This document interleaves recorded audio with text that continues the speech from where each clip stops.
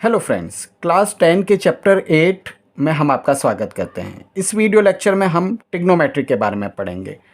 Trigonometry को हिंदी में त्रिकोणमिति कहते हैं। देखिए, आपका चैप्टर 8 और चैप्टर 9 ये दोनों चैप्टर ट्रिग्नोमेट्री के ऊपर हैं। पहला चैप्टर जो चैप्टर 8 है वो इंट्रोडक्शन है और दूसरा उसकी एप्लीकेशन है। आज हम इस ट्रिग्नोमेट्री के बेसिक कंसेप्ट को समझेंगे। इस बेसिक कंसेप्ट में हम 5 बातों के ऊपर बात करेंगे और ये पांचों बातें आपके चैप्टर 8 और चैप्टर 9 दोनों को कवर करेगी। तो इस कंसेप्ट को ध्यान से सुनिएगा। ट्रिग्नोमेट्री को हिंदी में हम त्रिकोणमिति कहते हैं। त्रिकोणमिति में इस त्रि का मतलब 3 से है, कोण का मतलब एंगल से है और मिति का मतलब ज्योमेट्री है। तो 3 एंगल से बनने वाली ज्योमेट्री यानी ट्राइंगल। और ट्राइंगल में भी ट्रिग्नोमेट्री के अंदर हम राइट एंगल ट्राइंगल के ऊपर बात करेंगे। राइट एंगल ट्राइंगल वो ट्राइंगल होता है जिसमें एक एंगल 90 डिग्री का होता है। यहाँ पे पी क्यू आर ट्राइंगल के अंदर एंगल क्यू जो है वो 90 के बराबर है। तो फर्स्ट कंसेप्ट की तरफ हम चलते हैं। इस फर्स्ट कंसेप्ट में हम इन फ्रंट ऑफ 90 डिग्री, जो 90 डिग्री है उसके सामने वाली जो साइड है उसको हम हाइपोटेनियस कहेंगे। देखिए, ये 90 डिग्री है, इस सिंबल को हम 90 डिग्री कहते हैं। और इसके सामने जो ये साइड है ये पी और आर, ये पी आर जो है ये हमारा हाइपोटेनियस है। हाइपोटेनियस को हम एच सिंबल से भी लिख सकते हैं। बचे हमारे पास में ये दो एंगल। अब अकेला ये जो क्यू एंगल है वो 90 डिग्री के बराबर है। हमें पता है कि ट्राइंगल के तीनों एंगल्स का सम 180 होता है। अकेला ये 90 है तो ये दो जो एंगल है पी और आर ये 90 डिग्री के बराबर होंगे। इनका जो सम होगा वो 90 डिग्री के बराबर होगा। तो एक अकेला पी चाहे अकेला आर एंगल ये हमेशा 90 डिग्री से छोटे होंगे, यानी ये दोनों एक्यूट एंगल्स हैं। तो इन दोनों एक्यूट एंगल में से किसी एक को हम थीटा मानेंगे। यहाँ पे हमने आर को थीटा माना है। अब जो थीटा है उसके सामने वाली जो साइड है ये परपेंडिकुलर कहलाती है। यदि थीटा मैं इसको मानता तो इसके सामने वाली साइड परपेंडिकुलर हो जाती। क्योंकि अभी मैंने यहाँ पे एंगल आर को थीटा सपोज किया है इसलिए पी क्यू हमारा परपेंडिकुलर हो जाएगा। तो in front of theta perpendicular, theta के सामने वाली साइड परपेंडिकुलर होगी और बची हुई तीसरी साइड, रिमेनिंग साइड हमारी बेस कहलाएगी। परपेंडिकुलर को पी से लिख सकते हैं और बेस को बी से लिख सकते हैं। Hypotenuse square is equal to perpendicular square plus base square. आपको क्वेश्चन में 3 साइड में से कोई भी 2 साइड, चाहे परपेंडिकुलर चाहे बेस दिया हुआ होगा और आपको हाइपोटेनियस फाइंड करना होगा, या हाइपोटेनियस और परपेंडिकुलर दिया हुआ होगा तो आपको बेस फाइंड करना होगा, या हाइपोटेनियस और बेस दिया हुआ होगा तो आपको परपेंडिकुलर फाइंड करना होगा। इन तीनों ही बातों में आपको इस फॉर्मूले के ऊपर ध्यान रखना होगा। तो hypotenuse square is equal to perpendicular square plus base square, ये हमारा 5 बातों में से एक कंसेप्ट तो क्लियर हो गया। आइए दूसरे कंसेप्ट की तरफ चलते हैं। दूसरे कंसेप्ट में हमें ये जो 3 साइडें हैं, परपेंडिकुलर, बेस और हाइपोटेनियस, इन तीनों के रेशियो के ऊपर बात करनी है। तो आइए, पहला परपेंडिकुलर अपॉन हाइपोटेनियस, इन 2 साइड के रेशियो के ऊपर बोलते हैं। इस परपेंडिकुलर और हाइपोटेनियस के रेशियो को P अपॉन एच को हम साइन थीटा बोलेंगे।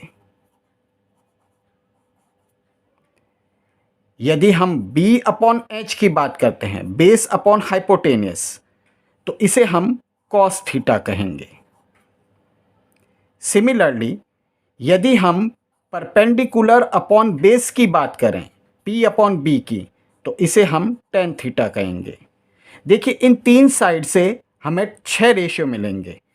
पहला P अपॉन एच जिसे हम साइन थीटा कहेंगे, दूसरा B अपॉन एच यानी बेस अपॉन हाइपोटेनियस, इसे हम कॉस थीटा कहेंगे, परपेंडिकुलर अपॉन बेस को हम टेन थीटा कहेंगे। यदि मैं इस परपेंडिकुलर अपॉन हाइपोटेनियस के अंदर डिवाइड देता हूं बेस अपॉन हाइपोटेनियस का, देखिए P अपॉन एच जो है वो साइन थीटा है। P अपॉन एच को हम साइन थीटा बोलेंगे। सिमिलरली B अपॉन एच को हम कॉस थीटा बोलेंगे और यदि मैं इस साइन थीटा में कॉस थीटा का डिवाइड देता हूँ, यानी पी अपॉन एच में बी अपॉन एच का डिवाइड देता हूँ, तो यहाँ सॉल्व करने पे चूँकि डिवाइड का साइन है, इसे इनटू करके मैं आगे वाले फ्रैक्शन को रेसिप्रोकल में चेंज कर दूंगा। इसका रेसिप्रोकल हो जाएगा हाइपोटेनियस अपॉन बेस। यदि एच से एच मेरा कट हो जाता है तो ये आएगा पी अपॉन बी, जो कि मेरा टेन थीटा है। तो इसलिए मैं टेन थीटा को sine theta upon cos theta भी लिख सकता हूं। अब इन सारे जो भी तीन रेशियो हैं, इन सब के हम रेसिप्रोकल्स के बारे में बात करेंगे। P अपॉन एच को यदि मैं रेसिप्रोकल करूं तो वो H अपॉन P होगा। उसी तरह से B अपॉन एच का रेसिप्रोकल H अपॉन B होगा, और P अपॉन B का रेसिप्रोकल B अपॉन P होगा। H अपॉन P को हम कोसेक थीटा कहेंगे। उसी तरह B अपॉन एच का जो रेसिप्रोकल है H अपॉन B, इसे हम सेक थीटा कहेंगे, और P अपॉन B के रेसिप्रोकल को हम कॉट थीटा कहेंगे। यदि मेरे पास में एक नंबर लिखा हुआ है 5 और इसे रेशनल नंबर में मेरे को कन्वर्ट करना है, तो मैं 5 अपॉन 1 लिख दूंगा। यानी डिनोमिनेटर में कुछ भी नहीं हो तो मैं 1 सपोज कर सकता हूं। यदि साइन थीटा को मेरे को एक रेशनल नंबर में लिखना पड़े तो मैं अपॉन में 1 लिख दूंगा। अब यदि कोसेक थीटा साइन थीटा का रेसिप्रोकल है तो मैं इसे 1 अपॉन साइन थीटा, क्योंकि यहाँ पे मैंने h को न्यूमरेटर बनाया और p को डिनोमिनेटर बनाया, तो यहाँ पे मैं 1 को न्यूमरेटर बनाऊंगा और साइन थीटा को डिनोमिनेटर बनाऊंगा, जो मेरे को ये शो करता है कि कोसेक थीटा साइन थीटा का उल्टा होता है। इसी तरह से सेक थीटा कॉस थीटा का उल्टा है, तो मैं इसे 1 अपॉन कॉस थीटा लिख दूंगा, और कॉट थीटा टेन थीटा का उल्टा है, इसलिए मैं इसे 1 अपॉन टेन थीटा लिखूंगा। अब चूंकि टेन थीटा को sine theta upon cos theta भी लिखते हैं, इसलिए हम इसे cos theta upon sine theta भी लिख देंगे। ये जो sine upon cos, 1 upon sine, 1 upon cos, 1 upon ten और कॉस अपॉन साइन है, ये आपके क्वेश्चन को सॉल्व करने में मदद आएगी। तो इस सेकंड पॉइंट को आप बहुत अच्छे से याद कर लें, इन्हें बार बार बोलने से ये याद हो जाएगा। और जब भी आपको क्वेश्चन करना हो तो इन्हें अप्लाई करते समय पूरा लिखें, ताकि आपको ये फॉर्मूला याद हो जाए। तो 5 बातों में से हमने 2 बातें सीख ली। सेकंड बात के अंदर हमने जितने भी साइड्स थी, परपेंडिकुलर, बेस और हाइपोटेनियस, उनके रेशियो के बारे में पढ़ा, और इन रेशियो को जो नाम दिया गया कि P अपॉन एच को हम साइन थीटा बोलेंगे, B अपॉन एच को हम कॉस थीटा बोलेंगे, P अपॉन B को टेन थीटा बोलेंगे, H अपॉन P को हम कोसेक थीटा बोलेंगे, H अपॉन B को सेक थीटा बोलेंगे, और बेस अपॉन परपेंडिकुलर यानी B अपॉन P को हम कॉट थीटा बोलेंगे। आइए हम थर्ड पॉइंट की तरफ चलते हैं। इस थर्ड पॉइंट में हम टेबल के बारे में बात करेंगे। यह एक ऐसी टेबल है जो एंगल्स के मेजरमेंट को बताती है। मैं यहाँ पे आपको बना के बताता हूँ इस टेबल को, और बड़ी ही इजी टेबल है। इसमें सिर्फ एक साइन वाली लाइन को आपको याद करना होगा। यहाँ पे मैं एंगल्स लिख देता हूँ 0, 30, 45, 60 और 90। ये सारे एंगल्स हैं, इसलिए इनके ऊपर डिग्री लग जाएगा।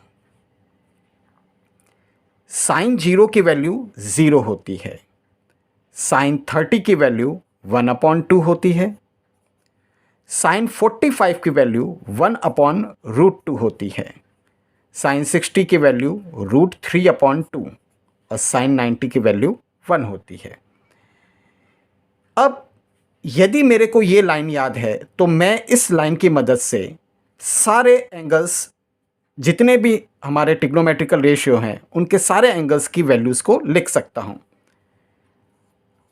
कॉस में ये पूरी लाइन को उल्टा लिख दिया जाएगा, मतलब कॉस 0 की वैल्यू वो होगी जो साइन 90 की है, मैं इसे उल्टा लिखूंगा, यानी ये 1 आएगा इधर, ये √3/2 आ जाएगा कॉस 30 की जगह, 1/√2 साइन 45 और कोस 45 की वैल्यू होती है, साइन 30 की जो वैल्यू होगी वो कॉस 60 की हो जाएगी और साइन 0 की वैल्यू कॉस 90 की वैल्यू हो जाएगी। तो हमने इस पूरी लाइन को यहाँ पे उल्टा लिख दिया, 1√3/2, 1/√2, 1/2 और 0। यहाँ मैं आपको एक बात और समझाता हूँ कि 1 का जो उल्टा होता है, 1 का उल्टा 1 ही होता है, यानी 1 को मैं 1/1 लिख सकता हूँ और जब इसका रेसिप्रोकल करूँगा तो वो 1 ही आएगा। सिमिलरली यदि 0 के रेसिप्रोकल की बात की जाए तो वो एक नॉट डिफाइंड हो जाएगा। ये क्यों होगा कि 0/1 का यदि रेसिप्रोकल करूं तो ये होता है 1/0 और रेशनल नंबर में यदि नीचे की तरफ यानी डिनोमिनेटर में 0 आता है तो वो नॉट डिफाइंड हो जाएगा। इसलिए 0 के रेसिप्रोकल के लिए मैं इन्फिनिटी या नॉट डिफाइंड लिखूंगा और नॉट डिफाइंड के रेसिप्रोकल में मैं 0 लिख दूंगा। आइए tan की तरफ चलते हैं। tan 0 साइन अपॉन कॉस था, हमने यहां पे पहले भी देखा था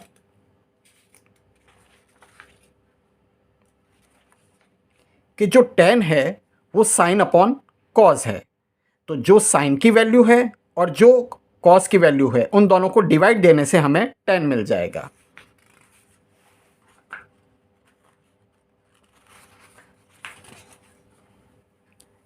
तो 0/1 यानी 0।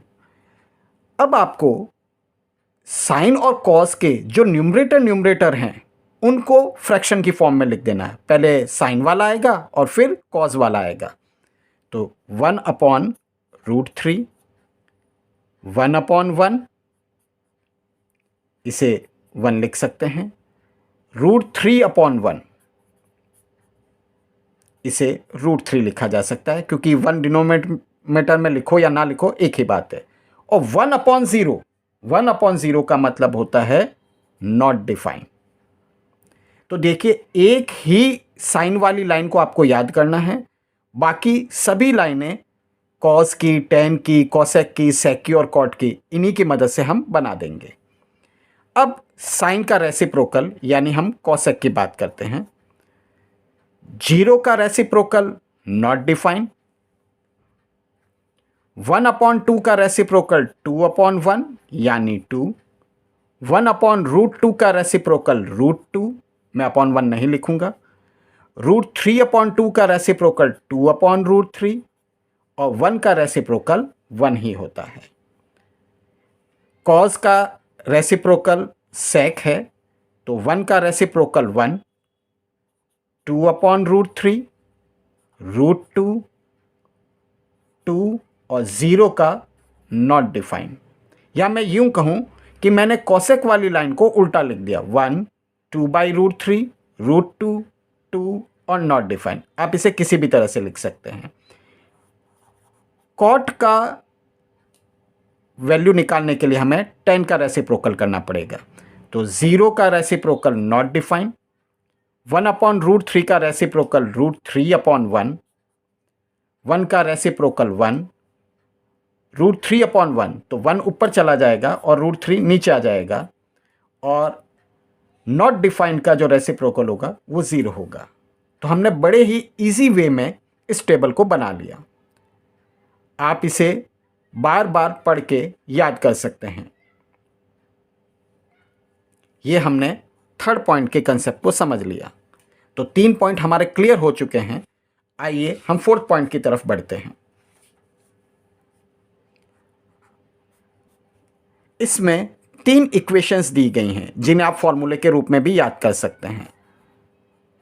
Sign square theta plus cos square theta is equal to 1, 1 plus tan square theta is equal to sec square theta, 1 plus cot square theta is equal to cosec square theta.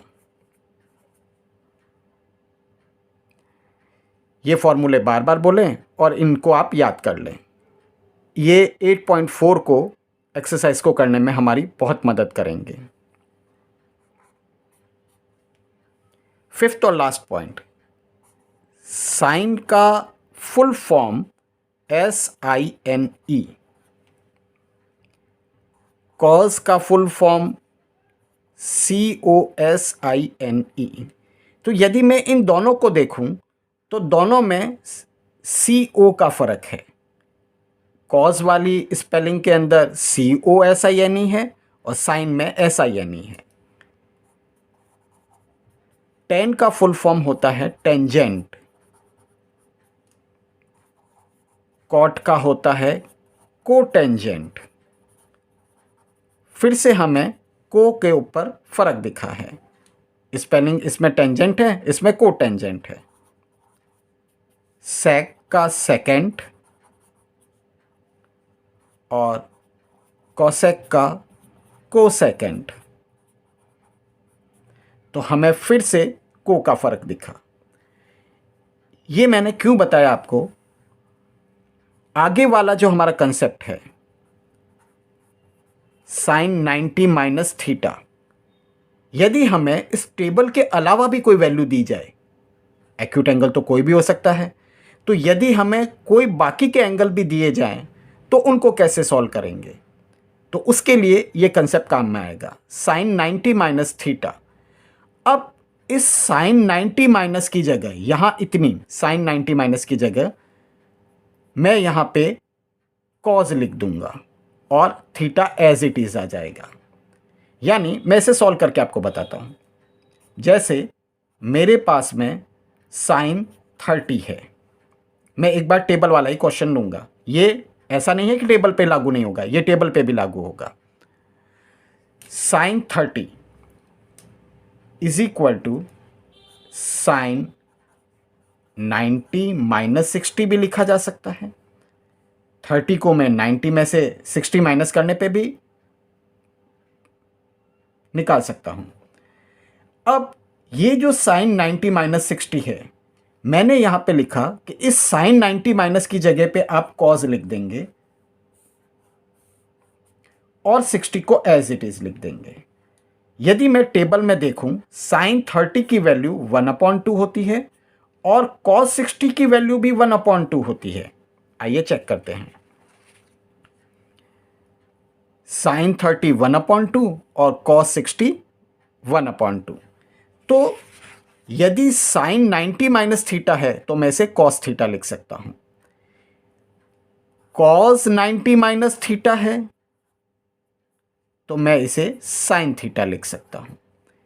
यानी यदि स्पेलिंग में को लगा हुआ है तो उसे हटा दें। जैसे यहां पे कॉज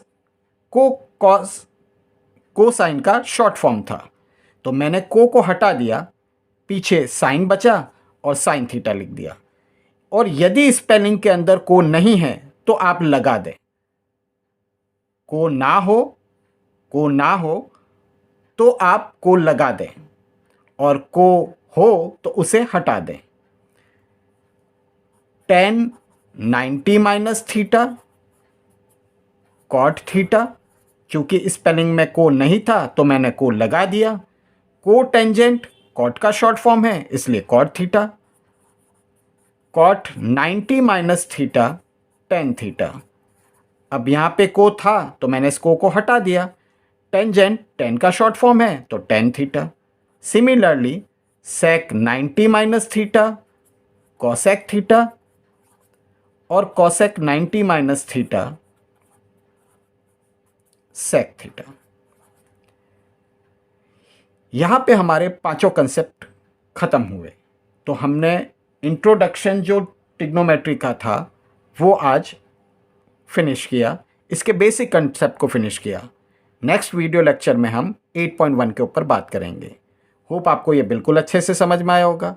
यदि कुछ भी आपको शंका हो, कुछ भी प्रॉब्लम हो तो आप कमेंट सेक्शन में लिख सकते हैं। हमारे चैनल को लाइक कीजिए, सब्सक्राइब कीजिए और शेयर कीजिए अपने फ्रेंड्स के साथ में। Thank you.